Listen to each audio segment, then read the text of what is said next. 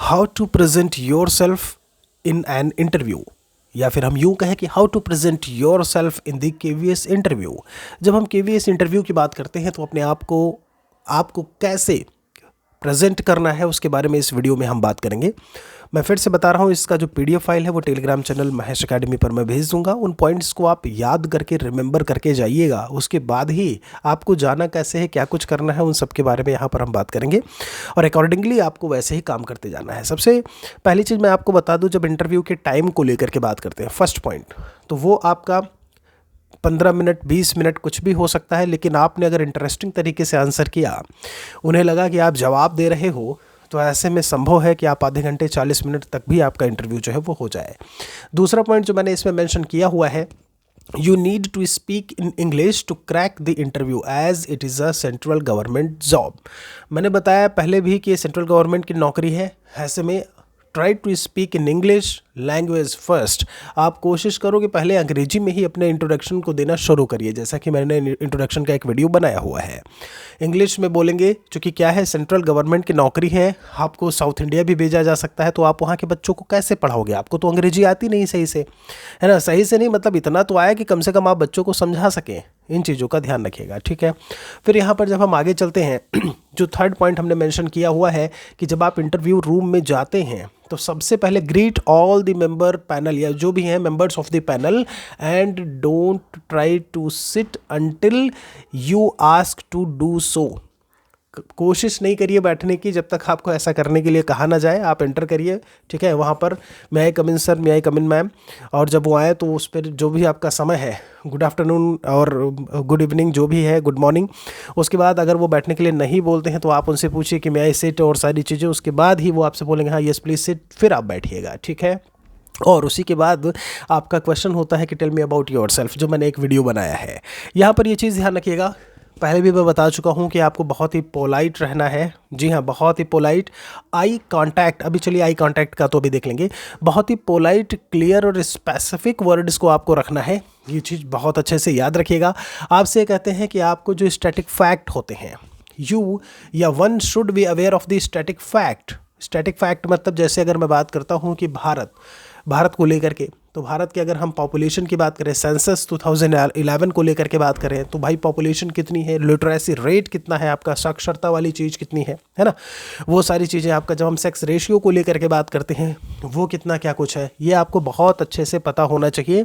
इसीलिए मैंने कहा कि जो हमने एक शॉर्ट नोट्स वाला बनाया हुआ है ना, कि आपका जब हम बात करते हैं केवीएस एनईपी क्या है आपका, आरटीई क्या है आपका, ये सारे क्वेश्चंस आपके दिमाग में होने चाहिए, ठीक है। इनसे सवाल आपके पूछे जा सकते हैं, पूछे जाते हैं, ये बात याद रखिए, वो पूछे जाएंगे भी। फिर आगे बढ़ते हैं, इसमें सिचुएशनल बेस्ड क्वेश्चंस होते हैं। सिचुएशनल बेस्ड समझते हो, प्रैक्टिकल बिहेवियरल। जैसा कि मैंने बोला कि आपके रिटन वाला तो सब कुछ नॉलेज हो गया, आप जा करके छाप के चले आए, मतलब वहाँ पर हरा करके चले आए। अभी तक काला करते थे ऑफलाइन में, ऑनलाइन में हरा करके चले आए आप। अब यहाँ पर सिचुएशनल बिहेवियरल नॉलेज की बात करें, प्रैक्टिकल नॉलेज की बात करें, आपको बच्चों के साथ में डील करने को लेकर के बात करें, आपका चैप्टर रिलेशन काम नहीं कर रहा है, कैसे आप काम करोगे, कैसे आप पढ़ाओगे, जिम्मेदारी क्या है आपकी एक टीचर हो करके एक स्कूल में, ये सारी चीज़ें मैं वीडियो बना चुका हूँ, उसे आप ज़रूर देखिएगा। तो वो उन सब चीज़ों को यहाँ पर शामिल करेंगे।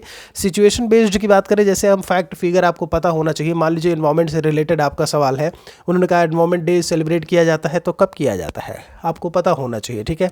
कुछ और बातें हैं यहाँ पे, आपको ये भी पता होना चाहिए कि एटलीस्ट इंडिया के बारे में बात करें तो थोड़ा बहुत संविधान का नॉलेज, ठीक है।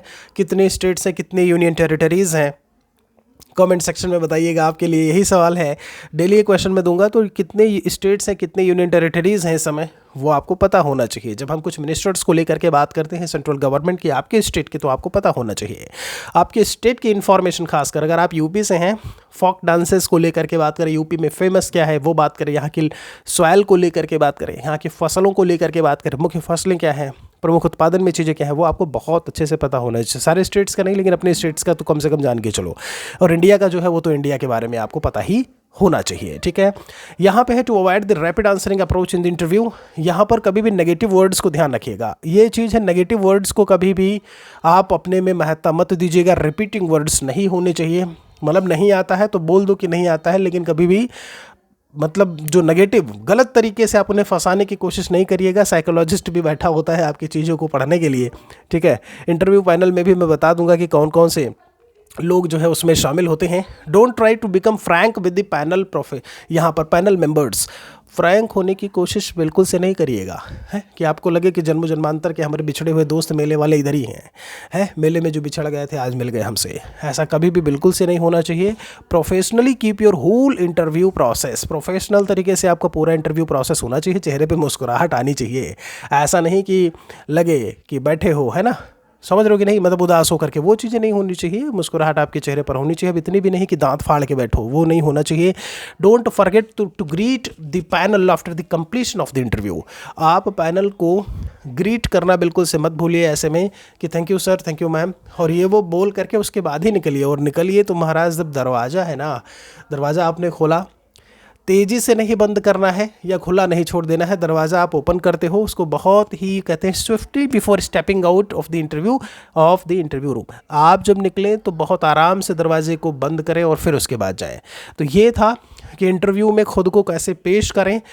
वीडियो कैसा लगा ज़रूर बताइएगा। अगला वीडियो आपको जल्दी ही मिलेगा। जितना ज़्यादा आप हमें सपोर्ट करेंगे उतना ज़्यादा हम अच्छी तरीके से, बेहतरीन तरीके से आपकी इंटरव्यू की तैयारी, डेमो की तैयारी करवाएंगे। कुछ अच्छा लगा हो तो लाइक शेयर ज़रूर कर दीजिएगा। नए हो तो चैनल को आप सब्सक्राइब ज़रूर कर लो। बहुत बहुत शुक्रिया आप सभी का। जय हिंद, जय भारत, वंदे मातरम।